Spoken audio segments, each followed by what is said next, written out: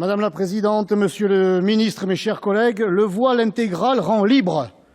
Parole de Redouane Faïd. La burqa a permis à l'ennemi public numéro 1, en effet, de faire ses courses au marché du coin alors qu'il était recherché par toutes les polices de France et de Navarre.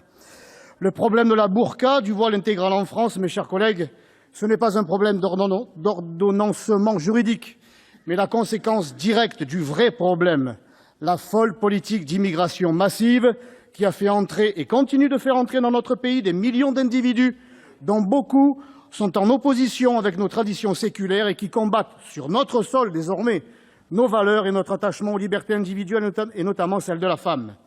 Ajoutons à cela 40 ans de couardise et de compromission de la classe politique avec les islamistes et vous obtenez là la France des terroirs, des clochers et de Marianne, transformée en France terreau de la charia et du voile intégral.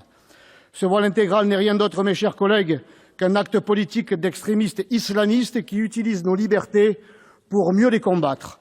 Et de la France, fille aînée de l'Église, à la France, petite fille de l'islamisme, il n'y a qu'un voile. Pendant que vous palabrez, les barbus agissent. Pourtant, ils ne sont forts que de notre faiblesse.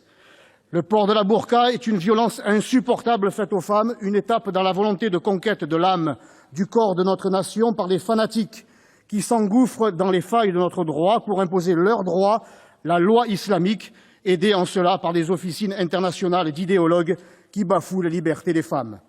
Malgré ce constat accablant que chaque Française peut voir et même subir au quotidien, je crains que ce gouvernement n'en ait tiré aucune leçon.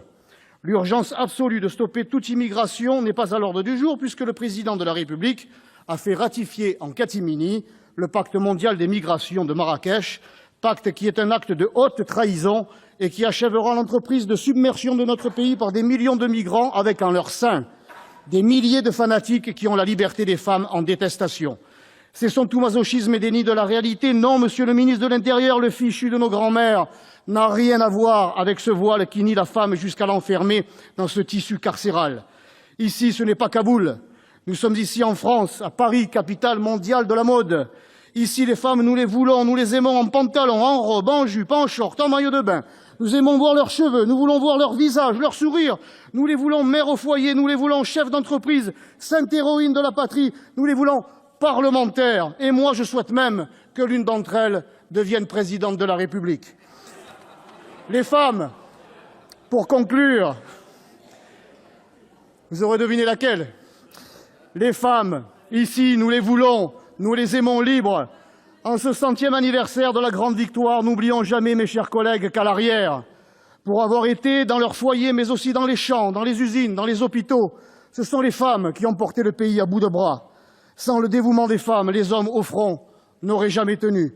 Sans les femmes, la France ne serait plus française.